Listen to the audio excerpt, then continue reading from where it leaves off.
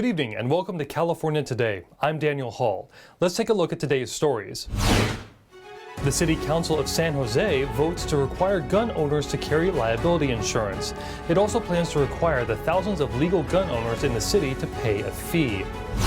California police recently arrested 7 people in San Jose. 4 are being charged for a 2020 mass shooting and the other 3 were found to be connected to a drug operation. San Francisco city leaders try to reassure Asian American communities impacted by hate crimes ahead of the Chinese Lunar New Year. The holiday begins on February 1st. San Jose police have arrested 4 suspects connected to an October 2020 mass shooting outside a local restaurant. The investigations, along with a series of police raids, uncovered 3 additional suspects tied to a drug sales operation.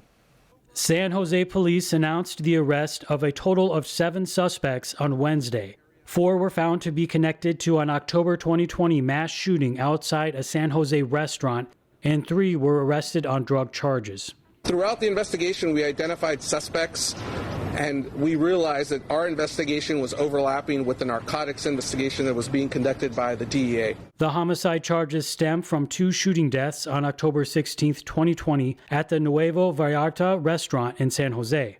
6 men were injured and 2 men lost their lives in the shooting. Police identified the 4 homicide suspects, who are all San Jose residents. The victims were not identified, and the motive was unclear. The 2 homicides were the 34th and 35th homicides of 2020. There were additional suspects that were also arrested. There was a large amount of narcotics seized, $175,000 in cash, and various firearms. That part of the investigation is being handled by the DEA. During the investigation, authorities say that Raymond Araujo was allegedly involved in selling drugs. The San Jose Police and the Federal Drug Enforcement Administration executed 6 search warrants throughout the city. The sweep uncovered 1 gallon of liquid methamphetamine, 6 pounds of cocaine, nearly 4 pounds of heroin, 30 fentanyl pills, 1 handgun, and 1 rifle. All suspects were booked into the Santa Clara County main jail. Legal gun owners in San Jose may soon have to carry liability insurance. That's after the city council voted for it. It's believed to be the first measure of its kind in the U.S. NTD's Andrew Thomas reports. The San Jose City Council also voted to require thousands of gun owners in the city to pay a fee. The funds would be used for firearm safety education and services such as domestic violence prevention and mental health services. The proposal aims at reducing gun violence in the San Francisco Bay Area. We can't wait for Congress. Cities are stepping up throughout the country. States are increasingly stepping up as well. We want to encourage folks to deploy approaches that will reduce gun harm in their own communities. We're going to learn from each other. We're going to take the best ideas and hopefully scale them. Sam Paredes, Executive Director of Gun Owners of California, says his group will sue if the proposal takes effect. There are most definitely plans to challenge this in court. California either affects or infects what happens throughout the country. In this case, we would look at this as an unconstitutional infection that we want to stop here. The liability insurance would cover losses or damages resulting from any negligent or accidental use of the firearm. Those who don't insure their weapons would face unspecified fines. We are concerned about victims of gun violence, but we are not to blame. This law, in essence, assigns blame to lawful gun owners. The proposal does not address the problem of illegally obtained weapons. Andrew Thomas, NTD News. A suspect in California wanted for allegedly stabbing 3 people was found dead on a freeway after being hit by a truck shortly after the incident. NTD's Jason Blair has the latest. In a tragic series of events, a man in San Jose, California, allegedly stabbed 3 people. Just a few hours later, he walked onto a freeway where he was struck by an oncoming truck and died. When officers arrived, a very chaotic scene, multiple 3 adult stabbing victims. According to police, the suspect and the victims all lived together in the same residence where the incident happened. All 3 stabbing victims were taken to the hospital with non-life-threatening injuries. The investigation is still ongoing. We don't know what precipitated or what motivated this individual to commit these stabbings. According to Sergeant Camarillo, the suspect's car was found by the sheriff's department abandoned on the west side of San Jose, which is not far from where he was seen walking onto the freeway. Witnesses told KTVU that the suspect seemed like he was intentionally trying to get hit by a vehicle. Shortly after locating the abandoned vehicle, the California Highway Patrol notified the San Jose police of a pedestrian-involved crash. The police were able to identify and confirm that the pedestrian involved in the crash was the suspect wanted in the stabbings. Jason Blair, NTD News, California. Authorities say the cause of the fire that ignited in Big Sur was hot embers from a pile burning operation. According to CAL FIRE, high winds blew the hot embers from a pile burning operation onto nearby vegetation, which ignited the fire. Pile burning is often conducted by forest services to remove woody debris. The Colorado fire started in the Palo Colorado Canyon north of the Bixby Creek Bridge on Friday night. It has burned 700 acres and is 55% contained. Highway 1 is closed from Garrapatta Creek to Point Sur. Evacuation orders are still in place. A vote with California's public utilities was recently postponed amid public backlash. Though no reason for the postponement was given, the vote would have decided the fate of solar rooftops. We hear more from NTD's David Lamb. A controversial vote that could change California's rooftop solar industry was recently postponed. California's Public Utilities Commission, or CPUC, was originally supposed to vote on the new solar changes and net metering changes on January 27th. Solar owners now operate under Net Energy Metering 2.0, or NEM 2.0 for short. The Commission, along with advocates for fair and solar equality, are pushing for NEM 3.0, which shifts the financial cost for solar panels to the wealthy. Under NEM 3.0, homeowners and businesses would receive up to 80% less energy credits when they generate more electricity than they use. Solar users would also be charged an extra $50 per month for a grid participation fee. Commission officials say the changes are needed so solar users can help fund the approximately 13 million non-solar homes in California. Governor Gavin Newsom said earlier this month that changes need to be made to the proposal. Over hundreds of public comments have been submitted opposing the proposal, saying that it discourages solar energy and is counterintuitive towards the state's clean energy initiatives. They also said that the change only makes profits for the utility companies. Thousands of solar employees and opponents of the proposal protested outside the CPUC's headquarters this month. No official reason was given for the postponement, except that it is under further review, according to a spokesperson with the commission. No new date has been set yet. David Lamb, NTD News, California.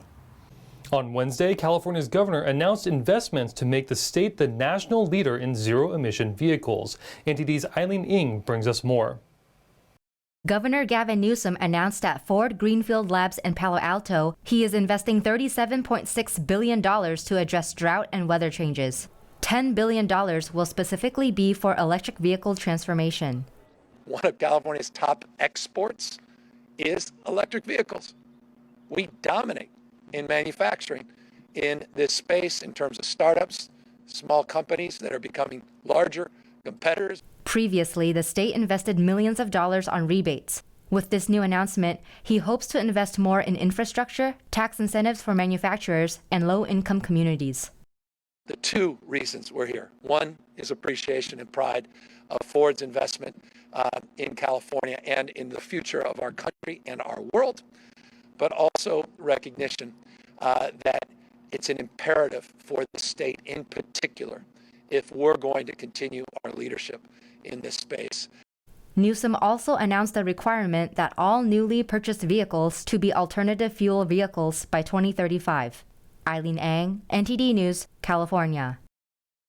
A Sacramento County judge ruled this week to delay the enforcement of parts of California's new farm animal welfare law, often dubbed the Bacon Law. Critics say the law would lead to price hikes and supply shortages for bacon and other fresh pork products in the state. After multiple failed lawsuits, the California Grocers Association and a group of restaurateurs were the latest to sue, calling for a delay in the enforcement of the new law. Sacramento County Superior Court Judge James Arguelles ruled Monday that retailers and restaurants would not be subject to enforcement of the new restrictions on whole pork meat sales until 6 months after the state enacts final regulations. The California Grocers Association said it is pleased with the decision. The law went into effect January 1st. It stems from a 2018 ballot measure California voters passed to set the nation's strictest living space standards for breeding pigs. The California Department of Food and Agriculture said Tuesday it is evaluating the recent ruling, stressing that the decision only applies to retailers and not pork producers. Pork producers and suppliers are still required to abide by the square footage requirements. California is the nation's largest market for pork. According to Rabobank, 80% of California's 255 million pounds of annually used pork is imported from other hog states like Iowa. The Chinese Lunar New Year is right around the corner, and in San Francisco, the city's leaders are taking action to increase safety measures for Asian Americans. That's after a spike in crimes targeting Asians. San Francisco's police chief William Scott told a news conference on Tuesday that he had already ordered increased officer presence and patrols in Chinatown, despite staffing shortages he blamed on the pandemic. The Lunar New Year will be celebrated in the city with a parade on February 19th. We're having some challenges with COVID and this latest surge of COVID. A lot of our officers have been off sick, but we're going to continue to make it happen. We make the adjustments.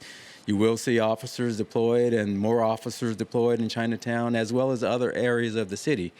And we have to make adjustments constantly to make that happen, and we'll continue to do that. Scott and Mayor London Breed pledged to step up policing in Asian American communities after statistics showed that 60 hate crimes were committed against Asians in the city during 2021, up from only 9 the year before.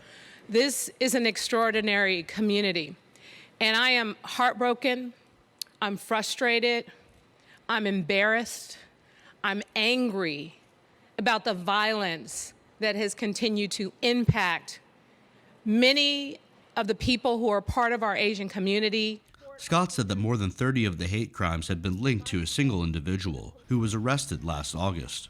San Francisco is the latest major U.S. city to have a sharp upswing in hate crimes against Asian Americans in the past year. New York City police said in December that 129 such incidents had been reported in 2021, compared with 28 in 2020. Andrew Thomas, NTD News. Retail giant Walmart says it's investing in an indoor vertical farm startup. The deal is part of a $400 million round of funding, and the company says the plan will help produce leafy greens for its stores in California. The investment in South San Francisco startup Plenty is one of the biggest in the indoor farming business. The distribution deal from Walmart is a sign of mass market appeal from an industry that hasn't delivered on early expectations. That's as high costs have posed a major challenge. Walmart says the deal is subject to regulatory approval and hasn't said exactly how much money will be invested, but hinted it was a big deal. Plenty's CEO told Reuters that the company has been able to increase yield in its growing rooms for leafy greens by 700% in 2 years. He said raising yields was key to profit. The Walmart executive in charge of buying produce says Plenty's capabilities in growing strawberries and cherry tomatoes at scale was also another advantage in the deal. Now to NTD's Thomas Christian for an update from the world of sports.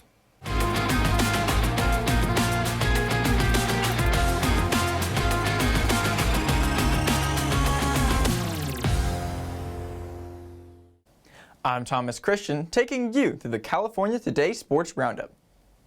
The San Francisco Giants on Tuesday praised the generational talent of Barry Bonds after the home run king was not elected to the MLB's Hall of Fame in his last year of eligibility on the Baseball's Writers Association of America ballot. Bonds hit a record 762 home runs, won 7 NL MVP awards, and was a 14-time All-Star during his 22-year career. But allegations of steroid use have kept him from reaching Cooperstown. Bonds was listed on 66% of ballots this year, his best showing since he became eligible in 2013, but still is shy of the 75% needed for entry. In 2011, Bonds admitted to using steroids but said his trainer led him to believe he was taking flaxseed oil and arthritis cream. Other players who have failed to reach the Hall of Fame over the use of performance-enhancing drugs include slugger Sammy Sosa and pitcher Roger Clemens. They also fell short on Tuesday. Luke Kennard converted a 4-point play with 1.9 seconds left as the visiting Los Angeles Clippers overcame a 35-point deficit to post a 116-115 victory over the Washington Wizards on Tuesday night. The result tied the second largest comeback in NBA history when the Sacramento Kings escaped a 35-point hole against the Chicago Bulls on December 21st in 2009. The record was the Utah Jazz overturning a 36-point deficit to defeat the Denver Nuggets on November 27th in 1996. The Wizards held a 115-109 lead with 11.2 seconds remaining before Kennard halved the deficit with a three-pointer. Washington's Kyle Kuzma was whistled for a 5-second inbound violation, and Kennard hit another three-pointer while being fouled by Bradley Beal. Kennard sank the ensuing foul shot to give Los Angeles its first lead of the game and the improbable victory. Amir Coffey also scored 29 points, and Kennard finished with 25 off the bench as the Clippers improved to 2-2 on their 8-game road trip. Clippers 116, Wizards 115. LeBron James totaled 33 points, 7 rebounds, and 6 assists as the Los Angeles Lakers led most of the way and recorded a win over Brooklyn in New York. The Lakers led for the final 37 minutes and 45 seconds, improved to 2-1 on their 6-game road trip, and welcomed back Anthony Davis after the center missed 17 games with the sprained medial collateral ligament in his left knee. Davis finished with 8 points in 25 minutes. The Lakers had gone 7-10 without him. Lakers 106, Nets 96. The rookie Jonathan Kuminga led a balanced attack with 22 points off the bench as Golden State found its offensive form in a thrashing of Dallas at San Francisco. Stephen Curry shot 2 for 10 from three-point range and wound up with 18 points, 9 rebounds, and a game-high 7 assists for the Warriors. Luka Doncic notched 25 points and 8 rebounds for the Mavs. Warriors 130, Mavericks 92. As always, I'm Thomas Christian, and thanks for tuning in. That's all for tonight. You can join us again on California Today every weekday at 8 p.m. If you have any ideas or news tips for our show, feel free to let us know. You can also find us on Twitter and Facebook. I'm Daniel Hall. Have a wonderful evening.